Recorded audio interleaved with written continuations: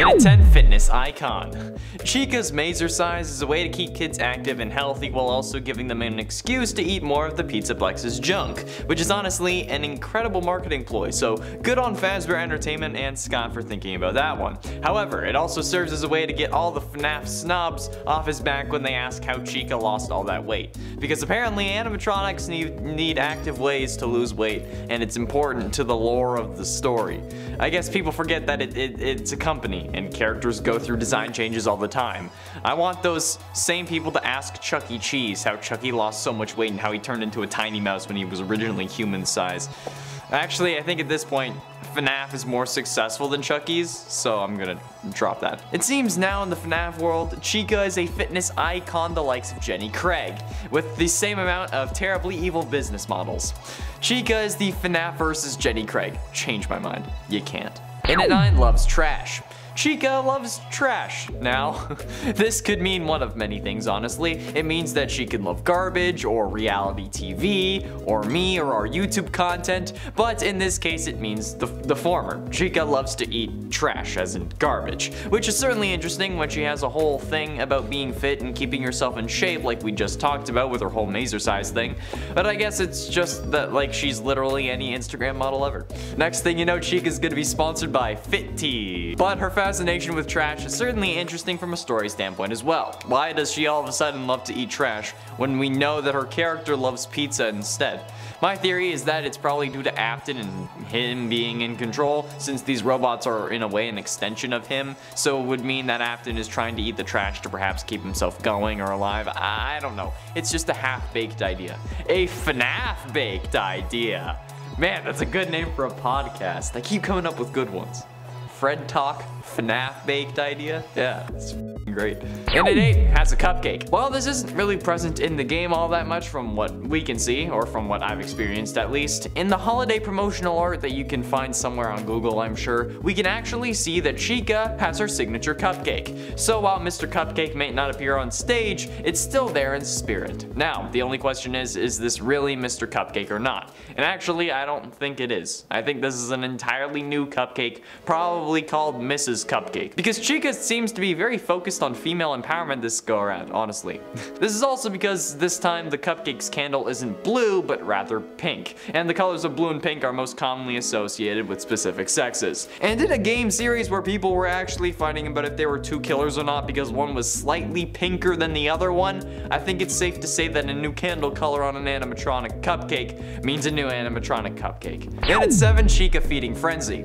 We know that there are various arcade machines around the Pizzaplex, most of which are unplayable because they're unplugged or because the Pizzaplex is closed, whatever the reason may be. We seemingly can't play most of these games like Mangle's Quest. However, according to maintenance logs, there are some games that still work. The Princess Quest series is one of those, for example, because you know, they're needed for the best ending, so they still need to be on. However, apparently there is a whole game based on Chica, which is playable, which could have some further implications since it seems to be haunted. Quote from the Lord Duffel Bag, maintenance log, Chica feeding frenzy in the bakery won't turn off. Even when unplugged, the game just kept running. There is no way it has that much residual charge, end quote. So how can this game still be on when it's not plugged in? Seems pretty absurd to me. And with games like Mangle's Quest being present, it only makes me think, is there a secret 7th ending a la the Happiest Day minigame that we can only access by playing all these additional arcade games? And at 6, special mix. Now, I don't quite know why Monty has a special pizza flavored slushy syrup. Like, that seems to be more like Chica's thing, but maybe they just rebranded it because Monty got more popular. No matter the corporate reason, it still seems fairly ridiculous. Throw on the fact that it's green for one reason or another and you have some seriously questionable decisions. Not only by the company, but by any kid who would drink it willingly. But of course, with it being pizza flavored, it ends up drawing Chica's attention. And not only that, but it actually makes her freak out. Quote from another Lord Duffel Bag that we can find around the Pizzaplex, Chica report, errant behavior report. Chica's personality chip has always been a bit quirky, but the new pizza flavored Monty Mystery Mix slushy syrup has adverse effects on her programming. She has attacked patrons, employees, and staff bots for it. It is recommended that Monty Mystery Mix should be recalled before we are inundated with lawsuits, which in essence means overwhelmed with lawsuits. So it turns out that it's more Chica's special mix, if you catch my drift. Halfway through in number 5, special delivery. In an interview with Daco, it was revealed that Illumix does indeed plan to add the Glamrock animatronics to FNAF AR special delivery, which opens a whole other can of lore worms that I don't really want to get into, but I guess I have to. Firstly, why weren't these there to begin with if these games are supposed to take place at the same time? Or if they're supposed to take place in tandem because the robots are glitching because of Vanny. But second, why hasn't Fazbear Entertainment shut down the special delivery project yet, especially after the Pizzaplex started getting missing children? Third, if they have enough materials to make a new Glamrock Freddy bot and ship him out all over the world to kids, why don't they remake him for the actual band instead of replacing him with Monty like we see in the van ending? And last but not least, will Glamrock Chica be a robot for the dads or for the kids? Okay, because I think that Fazbear Entertainment isn't above such unholy things in order to make some money. But I think that it would require a special level of stupid for someone to actually do that with an animatronic that is actively on the fritz. Like, the slightest twitch, and Chica will end up bite of 87ing your junk. And that doesn't sit right with me, okay? No matter how many jokes I make, that's just a bad idea. And at 4, destroyed. Chica does end up getting destroyed at the end of the game. Or I guess the middle of the game, technically speaking, since after destroying Chica, you'd then go on to the Roxy Raceway, at least if you went that way first. But the interesting thing, however, is how she's able to get back into the Pizzaplex after you've destroyed her. Like, what? How? I could hardly get over those rickety old rotten planks as like a 10-year-old kid, so how on earth could Chica manage it, even after losing more weight from her casing being broken off? It just seems basically impossible, however somehow it happened. And I think that just goes to show how much these animatronics have improved since the first and even the second game, because originally they had their set paths. They'd always go down the same side of the security office or always crawl into the same vents, which, well, a whole other can of worms, since that kind of suggests that someone intentionally coded them to attack, isn't the case with these animatronics. They don't really have set instructions they follow, which makes them even more dangerous. Getting close to the end in number 3, can't sing.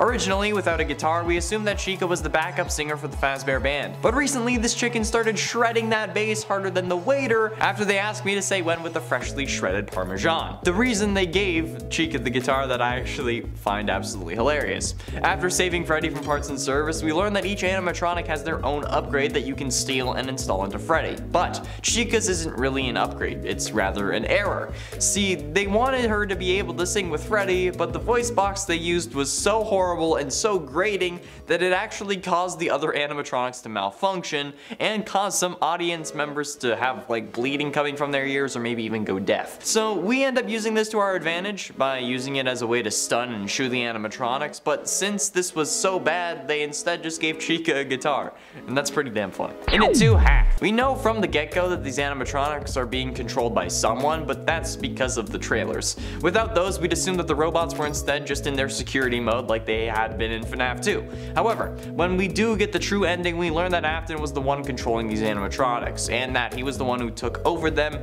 when Vanny was bringing them down. So she didn't just like install any software on them or anything, she just had to deal with bringing them downstairs. Afton took control of them and then they went back up. The ultimate moment though is that when all 3 of these animatronics started coming at us while we were downstairs, and Freddy reveals that they're being controlled and have always been controlled by him, which puts a whole load of things the animatronics say about bringing you to your family into context, unless we aren't actually related to or intended to be related to Afton, in which case it kind of just makes everything else confusing. But like maybe it's like a forest kind of situation where Afton's recharge station is powered by an artifact that uses children as power, you know? Like in the forest and like the Timmy thing. If you've played the forest, you understand. If you haven't played the forest, you don't get it, but it's fine. But I think that would actually be an interesting crossover. Forest in FNAF? Wow. And finally, in number 1, gets repaired.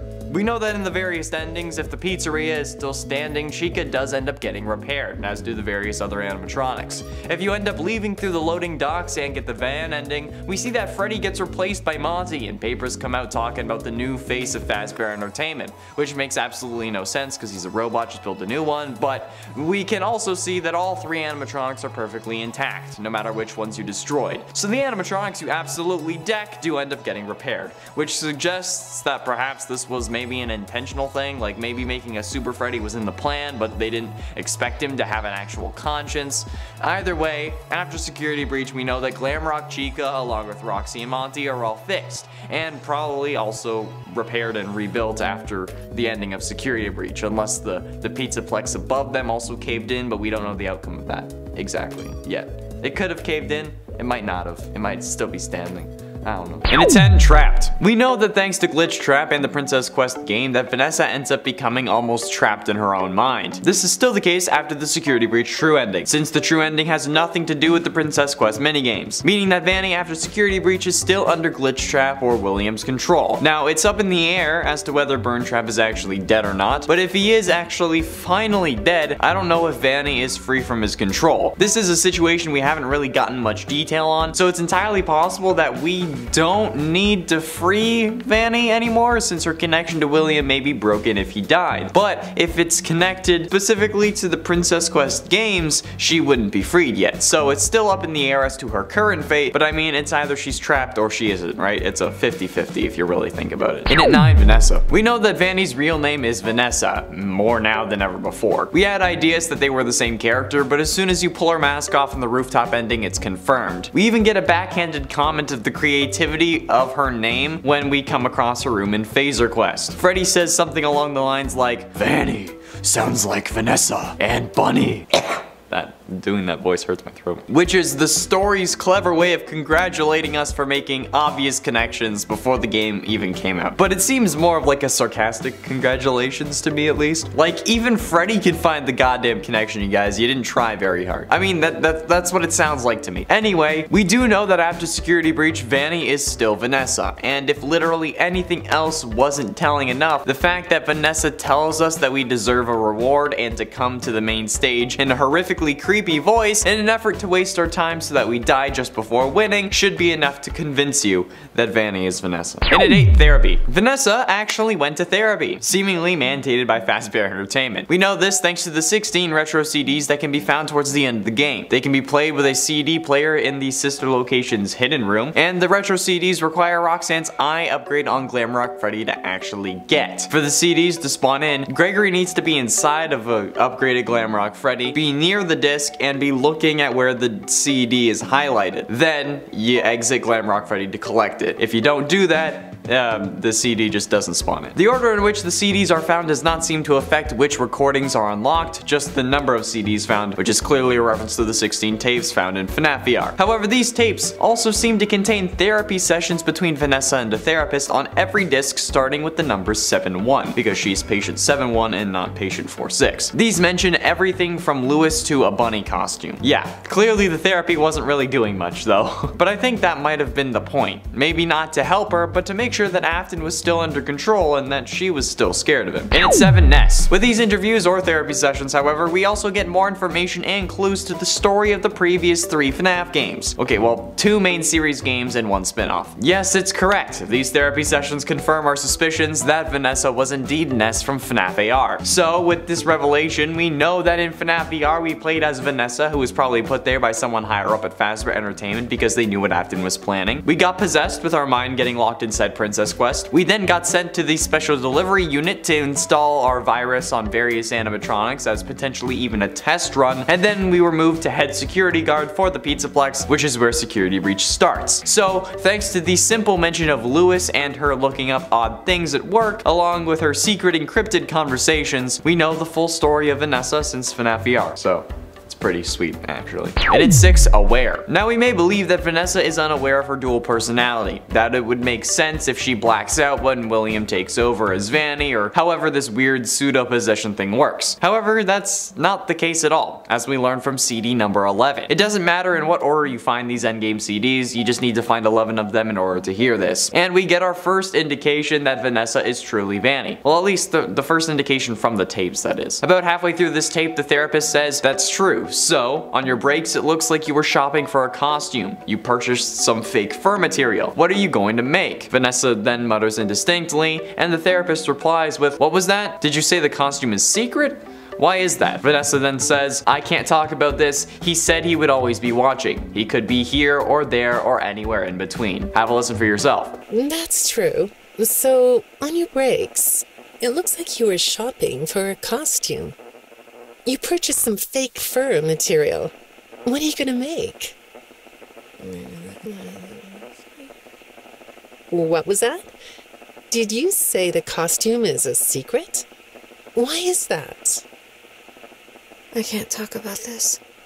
He said he would always be watching. That line of "he said he would always be watching" surely means that she has some idea about what's going on, especially when she's openly talking about how she's making a costume, or at least mutters about it indistinctly after he brings it up. Halfway through it at number 5, still corrupted. In the canon ending at the very least, Vanny is still corrupted by Glitchtrap as far as we know. We haven't saved her with Princess Quest, and all we've really done is prevent Afton from taking over control of Freddy, and then his fate is left in the hands of the Blob. Honestly, when you really think about it, we didn't do much in Security Breach's true endings finale. We pushed a couple buttons, but Chica, Roxy, and Monty are still corrupted. Vanny's still corrupted. We haven't permanently killed off Afton. We just managed to run away with Freddy. We don't even know the state of the Pizzaplex at the end. Like, did this area caving in cause the Pizzaplex to cave in? Like, it's possible, because apparently the racetrack is always sinking by a few inches every time they lay down new pavement. Enough to convince some employees that they're building on a sinkhole. So, would the Afton cave crashing in cause the raceway to cave in? And if it did, would the rest of the Pizzaplex have came with it? What about Princess Quest? We know that the first game, the one we need to unlock all the others, is in the Roxy Raceway Beauty Salon. So if the cave-in would have caused the raceway to get destroyed, would the beauty salon have caved in? Would the game have made it? Would it have been broken? And if it's broken, is Vanny free or is she lost forever? These are all important questions that we don't have the answers to. And at 4, connections. Now, whether or not she knew about this, Vanessa's recommendation for the night guard position came from the top, which does end up confusing plenty of people in the administration, as we learned from various duffel bags. She had no security experience, and she was transferred from another part of the company, that being the special delivery unit. But nevertheless, she still got the job despite multiple people saying that they wouldn't go forward with hiring her, which probably led to their deaths, if we're totally honest. So, who on earth is the one ordering her promotions? Seemingly, we have no idea. Like, we could assume William, but he's currently plugged in charging in the basement. So it would have to be someone who knew her, knew Afton's interest in her, made her a VR tester so she could get possessed, and then made her a security guard so Afton could get to her and get her to do what he needed. But who could it possibly be? That's a theory for another day,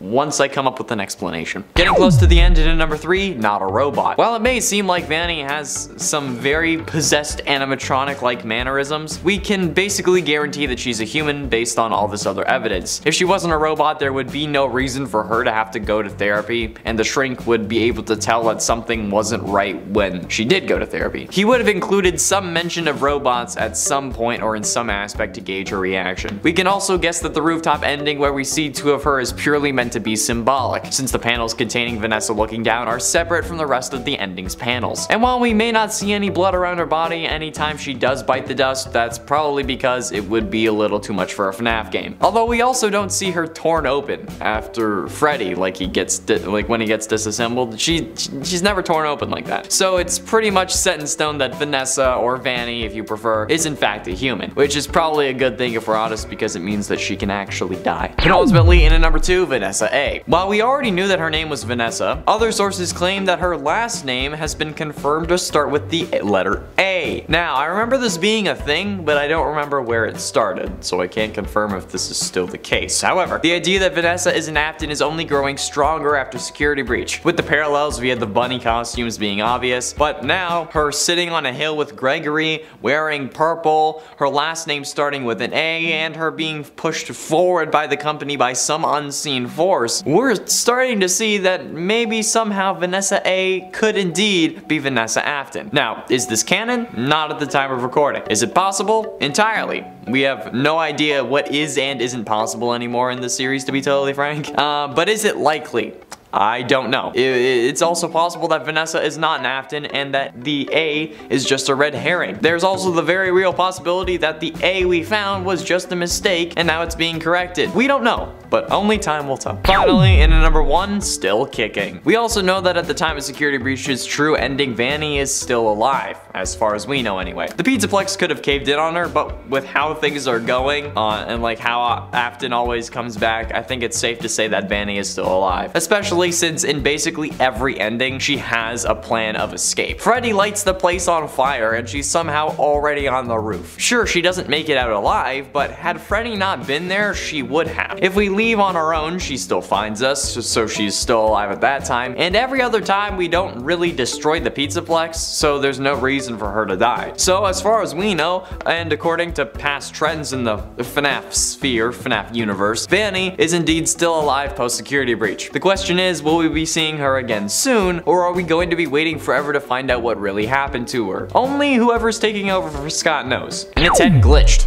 We know that at the beginning of the game, during the main show that every kid comes to the Pizzaplex for, Freddy ends up glitching and ruining the show. It's as if it was his fault that he glitched. At least it seems like that when Vanessa was blaming him. But ultimately, we assume that this glitch is the reason Freddy isn't trying to capture us. But this glitch seemingly also is what really sets this whole game in motion, and what results in the ability to end with the true ending. Since without that glitch, Gregory wouldn't have hid inside Freddy, and then he probably would have been caught and subsequently killed by Vanny, most likely. Or whatever she was doing with these kids, like using them to power Afton or whatever. And at 9, replaced. Thanks to the chat that Vanessa has with Freddy in the parts and service room, as well as the newspaper clippings we get in the van ending, we know that once Freddy leaves the Freddy Fazbear's Mega Pizzaplex, Monty ends up replacing him. I don't know why, thanks to a point later on, but my original theory was that they couldn't build another one. However, it's probably just because they knew he wasn't under Afton's control anymore, and they probably didn't want to risk getting another Freddy to do the same thing. Whether it's because of the glitch alone, or if perhaps it's because Glamrock Freddy is possessed by Michael is up for debate, but if he was possessed, I doubt that they would know that. Or if Afton did know that, I guess he wouldn't want another Freddy because it wouldn't be the one with his son inside, which could also make sense. And at 8, upgraded. At the end of the true ending, we have a fully upgraded Freddy with our player character. The first time we have an animatronic on our side, and this will continue to be the case in future games, as long as we play as Gregory again, because Freddy seems to be sticking by our side, which is honestly a whole other topic for another video. Like, if we do end up moving forward as Gregory with Freddy by our side, obviously he now has all the issues like hourly recharging fixed somehow, but he also has like Roxy's eyes, Monty's claws, and Chica's voice box. So we could basically do anything and the animatronics wouldn't really be able to stop us, especially because we have Monty's overpowered Fists of Calamity, or whatever they're called. And at 7, reproduced. We now know, thanks to an interview between Dawko and someone working for Illumix, it was revealed that Illumix does indeed plan to add the Glamrock animatronics into FNAF AR Special Delivery, which opens a whole other can of lore worms that I don't really want to get into, but I guess technically I have to. Firstly, why weren't they there to begin with if these games are supposed to take place at the same time? Second, why hasn't Fazbear Entertainment shut down the Special Delivery project, especially after their Pizzaplex started getting missing children and they know that some kid ended up hacking the animatronics? No idea. And third, if they have enough materials to make a new Glamrock Freddy and ship him out to kids all over the world, why don't they remake him for the actual band instead of replacing him with Monty, like we see in the van ending? Because like I said earlier, they couldn't remake a Freddy, but now they can once they add these characters to FNAF AR, since they have to ship them out to whoever wants one. So how are they doing that if they won't rebuild one for the Pizzaplex? And at 6, good. At the end of FNAF Security Breach, luckily Freddy is still on our side, something that I thought was impossible when the game first came out. But for the first time,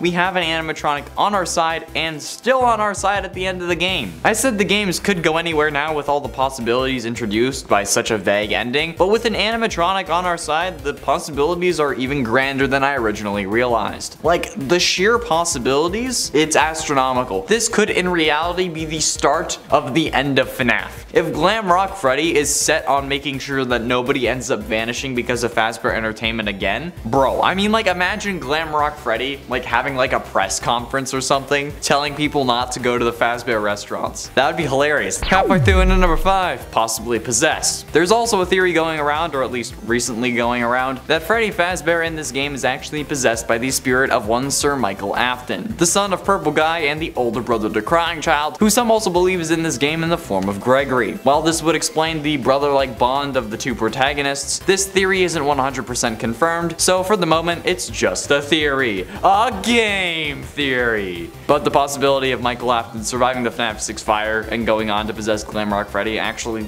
does make sense, especially given that we've seen everyone else that was in the FNAF 6 fire that contained Remnant still at least partially alive and kicking. Burn Trap is still there, Molten Freddy, Scrap Baby, and the Puppet are all in the form of the Blob, so it would make sense for Michael, who was also supposed to have perished in that fire, to still be alive. Especially because we never see a body. And at 4 sees Vanny. We know at the very beginning of the game Freddy is unable to see Vanny for whatever reason, since when we ask what the hell was that, he responds with that's a fountain. However, thanks to the newly installed eyes we got from Roxy's accident, Freddy, as we see in the rooftop ending, can now see Vanny. I don't know why Roxy's eyes let Freddy see Vanny. Like, if the animatronic seeing you was an issue, why not prevent them all from seeing you? But okay. So after the game, we know that Freddy is now on some super mega ultra eye level, and they're going to burn a hole in my soul and then make me weep for salvation. I don't know what I'm talking about, really. But look, okay. Freddy, at the end of Security Breach, can see things in a whole new light, meaning that if he is with us for the 10th game, we are going to have some seriously dope and potentially even overpowered abilities. But frankly, I bet the next game forgets all about the upgrades, or just doesn't have Freddy or Gregory in it. Getting close to the end into number 3,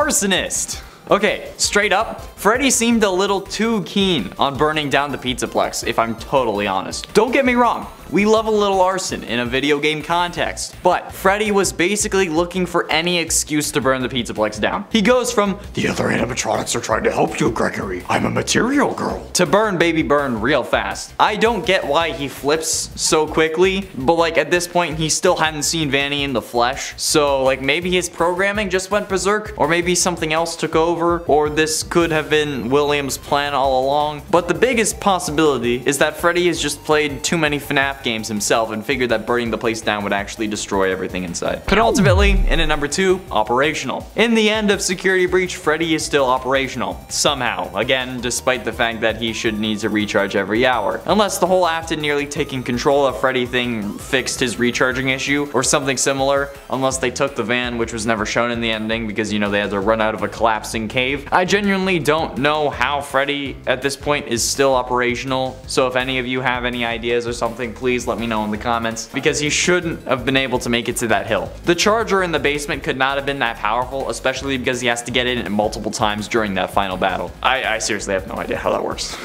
And finally, in at number 1, ahead of the game. While he is fully assembled and operational at the end of the true ending of the game, in the Princess Quest ending he's only ahead, since the rest of him was destroyed by Vanny. So while this may not be the case after the canon ending, it's known now that Glamrock Freddy can operate without the rest of his body. In this scenario, he only really needs his head to function. And interestingly enough, he seemingly also doesn't really need his head, since in the parts and service room, his body can jump scare you while you're reattaching it, but like his head won't be connected to his body, which, while it is one of the funniest jump scares in the game, indicates that his head and his body operate separately, which can have a whole other set of implications lore-wise that, again, I don't want to talk about.